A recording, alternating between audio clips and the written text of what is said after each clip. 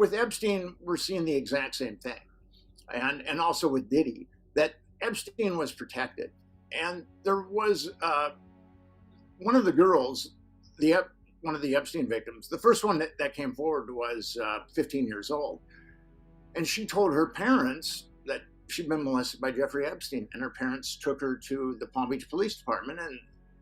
And the Palm Beach Police just looked upon Epstein as this benevolent billionaire, and they were skeptical, but the girl talked about it, the inside of his home, described the inside of his home, actually described his anatomy. So the Palm Beach Police Department started a year-long investigation, and they were able to get 5 underage girls to come forward, and they got corroborating statements from 12 other people, but they knew of 17 additional underage girls that have been molested. And the Palm Beach Police Department served a search warrant on Epstein and immediately wanted to charge him with 5 counts of child abuse. But what happened was the case got taken away from them by the state of Florida. The Florida attorney, Barry Kirshner, and that was ultimately funneled into a grand jury. And I don't know if your listeners and viewers are familiar with how grand juries work, but grand juries are notoriously easy to corrupt because a special prosecutor is chosen, and he's the one that shows the evidence to the grand jurors, who are just normal citizens that have shown up for grand jury duty. And if he wants, he calls the witnesses and he shows them the exhibits. And there was actually a New York Supreme Court judge that said special prosecutors have so much power over grand jurors that they could get them to indict a ham sandwich. Yes, and I certainly know that to be true, Nick. That's for sure. That you would. And with the Franklin trafficking network, none of the perps were indicted. Actually, 2 kids were indicted who refused to recant. And with the Epstein trafficking network, I've got the transcripts of that grand jury, and there were 2 witnesses that were called. One was 18 at the time, and one was 16. And the one that was 16 had been molested when she was 14. And then the one that was 18 had been molested when she was 16. And the prosecutor is calling them prostitutes. These girls, you've got a 16-year-old girl who's very fragile, who went through this nightmare of being molested by Jeffrey Epstein, and the prosecutor is referring to them as prostitutes. I have a question for all my friends and followers. Have you tried my wine yet? In the last 2 years, we've made tremendous progress with Franzese wine, and it's really all thanks to your support, and obviously because people are finding out we have a great wine at a great price. In 2025, we aim to become a national brand, and I want all of you to be a part of it. Every bottle you buy, every story you share builds more than a brand. It fuels a movement. The story of our wine is one of people having second chances and of lives being transformed. That's the truth. So go to my website, franzesewine.com, and get your bottle today. Salud, my friends. So what happened there, Nick, somebody from the top gave this prosecutor marching orders and how to present this matter to the grand jury. And therefore, was there ever an indictment? Did he get indicted on this? What happened there was Epstein was indicted on 1 count of adult pandering, and that was it. But the Palm Beach Police Department, they had the 5 witnesses, only 2 of whom were called, but then they knew of 17 others. So they knew of 22 victims, underage victims of Epstein. And Michael Ryder, who is really one of the heroes in this story, he was the chief of the Palm Beach Police Department, and he took a lot of heat. He was followed, dead animals on his doorstep, the kind of stuff that evil people do. And he made so much racket about this. He became quite vociferous. He said this was one of the biggest breakdowns of justice that has happened in modern times. So the Justice Department said, we'll intervene and we'll prosecute the perpetrators. And Alexandra Acosta was the U.S. attorney for the Southern District of Florida. And at that point, they had 34 victims. The feds were aware of 34 victims. And Alexandra Acosta said, and he's never denied this, he said that he was told to stand down because Epstein was intelligence and it was above his pay grade. That's almost like an exact quote. And when you get into that type of power, there's very few people that can tell a U.S. attorney to stand down. One is the attorney general. When you say intelligence, were they implying that Epstein, and probably falsely so, Epstein had something to do with the CIA? He was an operative in some way? Yes, there is a very dark corner of our intelligence that is involved in blackmail. I've written 3 books about it at this point. And political blackmail isn't something that's new. I mean, political blackmail has been around forever.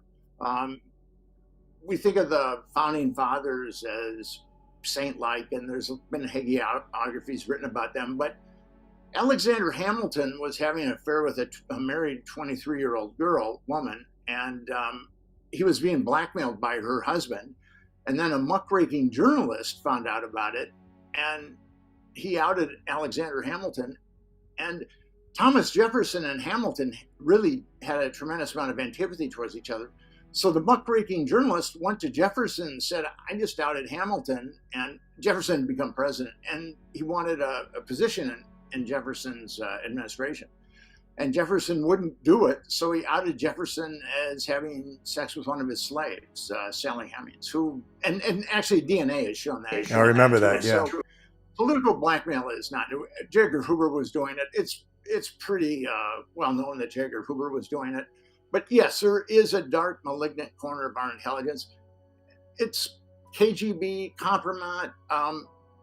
The KGB was obviously notorious for it, but people are naive when they think that our intelligence services wouldn't do that. And well, let me ask you this. So is it possible, Nick, because we know that we have videotapes, or I don't say we have them, but they have videotapes in Epstein's mansion, and a number of people that were engaging in this child trafficking and engaging in sexual activity were high-level people, and he's got them on video. Is it possible, in your opinion, that this dark side of our intelligence agency might have had Epstein doing this so they can have blackmail situations over some of these people? Absolutely. I've got no doubts about it. The thing about it is, Jeffrey Epstein, and this is what people don't get about it, Jeffrey Epstein was a college dropout from Coney Island, from a working class family of Coney Island. And I put his black book on the internet. So, and I got his black book in 2012. So I've done a lot of spelunking into Epstein. And Epstein was, some of the more powerful people in the country were being blackmailed by Epstein. But here's what people miss is, there's no way, like Les Wexner was definitely being blackmailed by Jeffrey Epstein. And Les Wexner is a billionaire. And actually in 1987, he gave Epstein the keys to his kingdom, power of attorney over his billions. And Wexner was heavily hooked up to the Genovese crime family. And a guy named Frank Walsh, who had a trucking company, did a lot of the hauling for Wexner's various clothing lines, and he was definitely a Genovese guy. And so are you saying too? Let me stop you here. That Epstein made a lot of his money through blackmailing wealthy people? He did, but he was protected, because Jeffrey Epstein by himself couldn't blackmail someone like Les Wexner, who has connections to the Genovese crime family. Who's ever the blackmail mark has to know, if you touch Jeffrey Epstein, there's going to be retribution. Exactly. That's the only way that Jeffrey Epstein could blackmail some of the most powerful people not only in the country, but in the world. No, I totally see that. You know, I didn't think that far into this, that he could have been, a CIA operative, if you want to call him that, being used by the CIA to blackmail politicians and powerful people. And those people were, what is it with these people in power that are into pedophilia and into intersex with minors. What is, Nick? I don't understand that. What is going on here? Well, pedophilia exists in all social strata. I mean, as we're talking right now, there are kids being molested in trailer courts. I'm pretty sure of that, or trailer parks. But the thing that differentiates the people that we're talking about is they molest kids with impunity. And I'll give you an example. I finally got to a blackmail photographer for the Franklin Network. There were a couple of blackmail photographers that I knew about, but I actually got one to talk to me. And I was trying to get my mind around it all. And I said, well, how does this work? And he was an unctuous guy, and not the paragon of veracity, but I do believe some of the things that he said. And I said, how does this work? And he goes, if you're compromised, it's like you're on a yacht, and it's a beautiful yacht, and it's a beautiful day, and you can have anything you want on that yacht.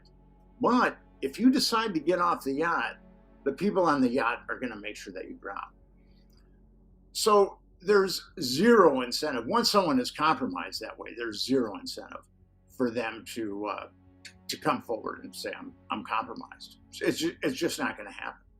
And let me ask you this too. They can get to the victims and somehow either buy them off or, keep them silent in such a way because, again, they're money people and they're people with power.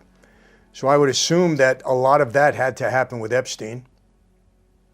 They had to buy these witnesses. We're talking about very damaged young girls.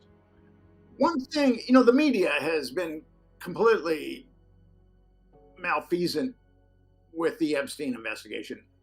The media just has dug up salacious dirt. No one's called for any kind of justice with Epstein.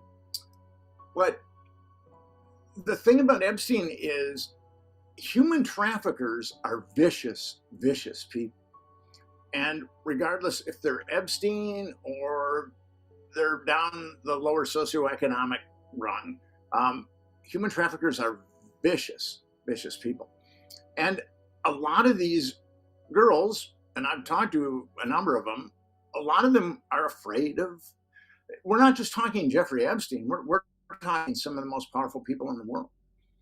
And there was a Epstein Victims Compensation Fund that was set up, and 225 victims came forward, and settlements were awarded to 150, and 8 declined. So, but Jeffrey Epstein trafficked underage girls for 25 years. Did he these victims that got paid off, did they have to sign NDAs? They couldn't talk about anything? They did, right? Yeah, and that's really a horrible thing, is that because victims of abuse, they get better by talking about it, by telling their truth. But if you got a settlement from that, from the Victims Compensation Fund, you signed a paper saying that you couldn't sue anybody else. And that's a real travesty. And we don't even know really what the criteria was for getting a settlement. And I've been writing about child trafficking, or researching and writing about child trafficking, for about 22 years. And I've spoke at a lot of conferences. I mean, very big conferences. And I've gotten to know a number of psychologists, psychiatrists that work with trafficking victims. And I know 2 therapists, and one's really an eminent psychologist. And she was counseling her patient. She believes that her patient was trafficked by Epstein when she was under 10 years old. And I know another therapist who says that too. Now, both those young women now applied for compensation from the Victims Compensation Fund, but they were denied. And both those therapists think that the reason why they were denied is because the cover story with Epstein is that the youngest was 14 years old. And that is, and the government and media have been kind of inflexible about that. Although there's indications that there's articles that there were much younger girls than 14. There's one article that came out of the Virgin Islands where some of them were as young as 11 years old. 11 years old. This is, you know what, Nick, what gets me about this? Whatever you're saying is so true, because here's the deal. I know the power that the Department of Justice and the FBI has. When they wanted to eliminate organized crime in this country, they came out with us in New York. They came after us with a vengeance. With a vengeance, believe me. They're very capable. They have the resources. They have the money. They have the strength behind them. And they turn a blind eye to human trafficking. I mean, we have 300,000 kids now that have come across the border that are lost. That's human trafficking. We don't know where they are. The government doesn't care about it. They turn a blind eye to it. They don't make a big deal. They don't even want to talk about it. The media doesn't want to talk about it. What is going on? Is this just sick, demented people that we have in the highest levels of government?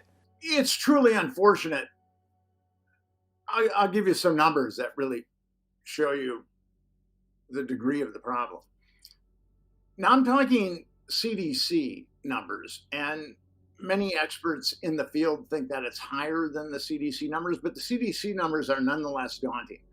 According to the Centers for Disease Control, 25% of American women were molested as minors, and 6% of American boys. And most people in the field will say it's much, much higher for boys, and it's even higher for girls. But that right there is over 50 million Americans have been molested as minors. So this is an endemic problem in our society. And I actually started an organization called Epstein Justice. And what we want is we're vying for a commission and we want two things, relatively simple things. We want to know why the government covered up child trafficking with Jeffrey Epstein, and we know who a bunch of the perpetrators are. We want the perpetrators to be prosecuted. Two simple things. We want to know why the government, as you know, when you cover up a crime, you're aiding and abetting that crime. So the government in the Epstein case, and I think in the Diddy case also, is guilty of aiding and abetting child trafficking. And there are all these perps running around, and those perps aren't going to stop. I mean, that's the thing about pedophiles, is they don't stop. So, and we know who a number of them are. The names of a number of the Epstein perpetrators come out, and the names of a number of the Diddy perpetrators come out. And well, let me ask you this with respect to the Epstein case, and I don't know, this is stuff that we're hearing publicly. Trump said he's going to reveal the entire list of all the people that were involved with this Epstein matter. Is that going to do anything if he releases a list? What does that mean? I personally don't believe that there's a list. I think it's apocryphal. I put the Black Book on the internet, and the Black Book has most of the perpetrators. It has other people that aren't perpetrators. But what we need is the FBI drilled Epstein's safe after he was arrested, and they took out anywhere from hundreds to thousands of DVDs. Right. And that's what we need. We need those reports. Do you think they still exist, or they destroyed them? I don't know. I tried to get them through Freedom of Information Act. After Epstein killed himself, they said that the case was closed. So I did a Freedom of Information Act, not on the DVDs, but on reports on the DVDs. And then the FBI got back to me and said that the case was ongoing. So 6 months later, same thing. I didn't want the DVDs. I FOIA'd a report on the DVDs, and then I was told that it was ongoing. So obviously, they're not going to listen to me. But there's enough evidence out there. The New York Times named 6 of the procurers in Jeffrey Epstein's network. And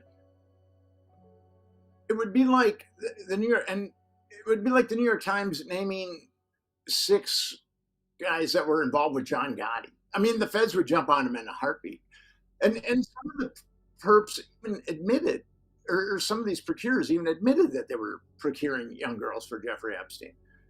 And nothing happened to them. and Maxwell was indicted on a number of conspiracies, as Diddy has been indicted on a racketeering conspiracy, but no one else has been indicted. So, I mean, why has Maxwell been indicted on a conspiracy and no one else has been indicted?